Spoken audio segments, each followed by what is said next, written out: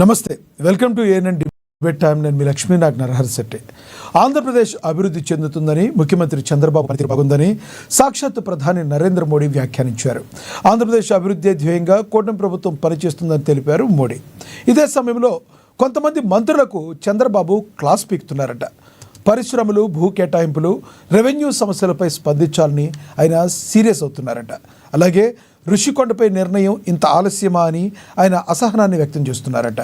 ప్రజలకు ఇచ్చిన హామీలను నెరవేరుస్తూ ముందుకు వెళుతున్నామని, వచ్చే సార్వత్రిక ఎన్నికల్లో మహిళా ఓటు బ్యాంకు గంపగా కూటమిదే కావాలని ఆయన దిశానిర్దేశం చేశారు. డబ్బుతో ఎన్నికల్లో గెలవలేరని, చేసిన మంచిని ప్రజలు చెప్పుకోవాలని, అప్పుడే అవకాశాలు మరింతగా మెరుగుపడతాయని స్పష్టం చేశారట చంద్రబాబు. చంద్రబాబు దృష్టిలో స్పందన కరువైన మంత్రులెవరు? చంద్రబాబు నిర్ణయాలను ఎలా చూడాలి? అన్నీ నేనే చూడాలా అని చంద్రబాబు సీరియస్ అవడానికి గల కారణాలు ఇంకేమున్నాయి?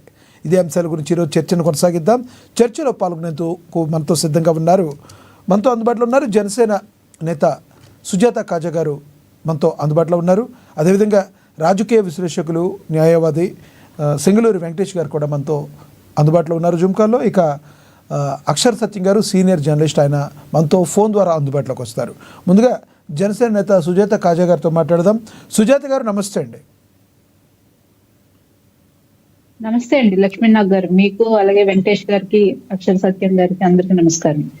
సుజాత గారు, ఆంధ్రప్రదేశ్ అభివృద్ధి పదంలో ముందుకు వెళుతుంది అని నరేంద్ర మోడీ గారు చెప్పటం ఒక రకంగా, మరి కూటమి ప్రభుత్వంలో ఉన్న మీకు కానీ, బీజేపీ పార్టీకి కానీ, టీడీపీ పార్టీకి కానీ ఒకంత ఊరటనిచ్చే అంశం. ఇంకెన్ని నిధులు కావాల్సి వచ్చినా మేము చేయడానికి సిద్ధంగా ఉన్నామని మోడీ చెప్పకనే చెప్పారు అనుకోవాలి. అదే సమయంలో కొంతమంది మంత్రులకు చంద్రబాబు సీరియస్ అయిన విషయాన్ని కూడా మనం గమనించాలి.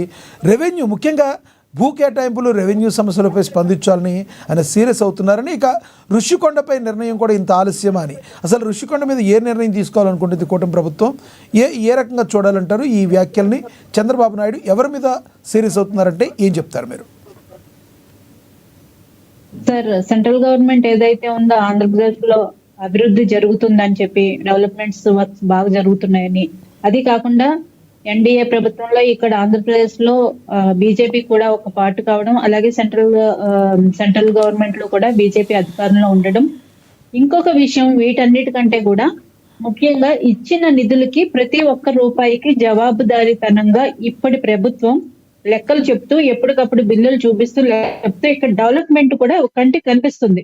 అంటే అక్కడి నుంచి ఒక 100 కోట్లు తీసుకుని వస్తే దానికి తగ్గ పనులు ఇక్కడ జరుగుతున్నాయి. దాని పనులు చేసిన తర్వాత బిల్లులు సబ్మిట్ చేస్తే నిధులు రిలీజ్ చేయడం జరుగుతుంది సార్. కాబట్టి గత ప్రభుత్వంలో కేవలం వచ్చిన ప్రతి పైసా కూడా సంక్షేమానికే వాడేసి అభివృద్ధిని మొత్తం పక్కన పెట్టేసి నిర్లక్ష్యం వహించిన సంగతి మనం చూసాం. గతంలో రోడ్లు కానీ, అలాగే పారిశుద్ధ్యం విషయంలో కానీ, రైతుల విషయంలో కానీ, ఇంకా మహిళల విషయంలో కానీ, డ్వాక్రా కానీ, ఇంకా అన్ని రకాలుగా చూసుకుంటే కూడా మనకి అభివృద్ధి మాత్రం జరిగింది శూన్యం. ఎక్కడ డెవలప్మెంట్ లేదు. ఏ రంగాల్లోనూ కూడా చేయూత అందించలేదు. కేవలం సంక్షేమం మీద ఆధారపడి గత ప్రభుత్వం నడిచింది. కానీ ఇప్పుడు ప్రభుత్వం తీసుకొచ్చిన నిధులు ఏదైతే ఉన్నాయో, సంక్షేమ పథకాలు ఎలాగో ఇస్తున్నాయి. ఇక్కడ ప్రభుత్వం ఇస్తుంది, కేంద్ర ప్రభుత్వం నుంచి వచ్చే సెంట్రల్ గవర్నమెంట్ పథకాలు కూడా ఉన్నాయి. వాళ్ళు మన 40% వేసుకుంటే ఇక్కడ 60% మన రాష్ట్ర ప్రభుత్వం వేసుకునే పథకాలు ఉన్నాయి. అలాగే రాష్ట్ర ప్రభుత్వం ఒక 30% అయితే కేంద్ర ప్రభుత్వం 70% ఉన్న పథకాలు ఉన్నాయి. అవి కాకుండా ఈ రాష్ట్ర ప్రభుత్వం ఏదైతే సూపర్ 6 హామీలు ఇచ్చిందో అవి కూడా నెరవేర్చుకుంటూ, ఒక్కొక్క హామీ నెరవేర్చుకుంటూ ప్యారలల్ గా డెవలప్మెంట్ కూడా చేస్తున్నారు సార్. ఇప్పుడు అమరావతికి నిధులు కానీ, పోలవరం కానీ, ఇంకా విశాఖ రైల్వే జోన్ కానీ, సిఆర్డిఏ భవనం కానీ, ఏది చూసుకున్నా కూడా సెంట్రల్ గవర్నమెంట్ ఏదైతే ఆమోదం తెలిపిన రైల్వే లైన్ కానీ, స్పెషల్ ట్రైన్స్ కానీ, ఇంకా అన్ని రకాలుగా కూడా సెంట్రల్ గవర్నమెంట్ నుంచి పూర్తి సహకారం అయితే ఈ ప్రభుత్వానికి అందుతుంది.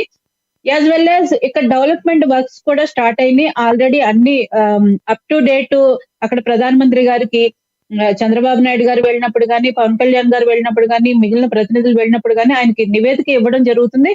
ఒకసారి మనకి ఎవరైనా కూడా విదేశీ పెట్టుబడిదారులు కావచ్చు, కేంద్ర ప్రభుత్వం కావచ్చు, మిగిలిన బ్యాంకులు కావచ్చు, ఏషియన్ డెవలప్మెంట్ బ్యాంక్ అలాంటి బ్యాంకులు కావచ్చు, ఇక్కడ మనం తెచ్చుకున్న డబ్బులకి దానికి తగ్గట్టు అభివృద్ధి చేస్తూ పనులు జరుగుతూ బిల్లులు ఇస్తుంటే ఎవరైనా కూడా మనకి అప్పు ఇవ్వడానికి ముందుకు వస్తారు. ఎందుకంటే ఇప్పుడు అమరావతి లాంటి సిటీలు అనుకోండి, అది అమరావతి అనేది ఒక సెల్ఫ్ ఫైనాన్సింగ్.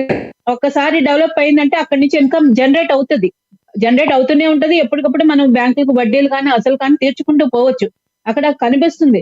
అంటే ఒక ప్లాను, యాక్షన్ ఉంది కాబట్టి ఖచ్చితంగా ఇస్తారు. అక్కడి నుంచి నిధులు వస్తున్నాయి. ఇప్పుడు మనం ఎలక్షన్స్ గెలిచిన వెంటనే కూడా సెంట్రల్ గవర్నమెంట్ నుంచి ఏ విధంగా స్టీల్ ప్లాంట్ కూడా ఒక ప్యాకేజ్, రెవెన్యూ ప్యాకేజ్ ఒకటి ప్రకటించి ఆల్మోస్ట్ అది మొత్తం విలీనం చేస్తాము అని న్యూస్ వచ్చిన తర్వాత కూడా మళ్ళీ దానికి రివైవల్ ఇచ్చే ప్యాకేజ్ ఇవ్వడం అన్నది దేశ చరిత్రలోనే మొదటిసారి సార్. ఒక అవకాశం ఇచ్చారు మళ్ళీ.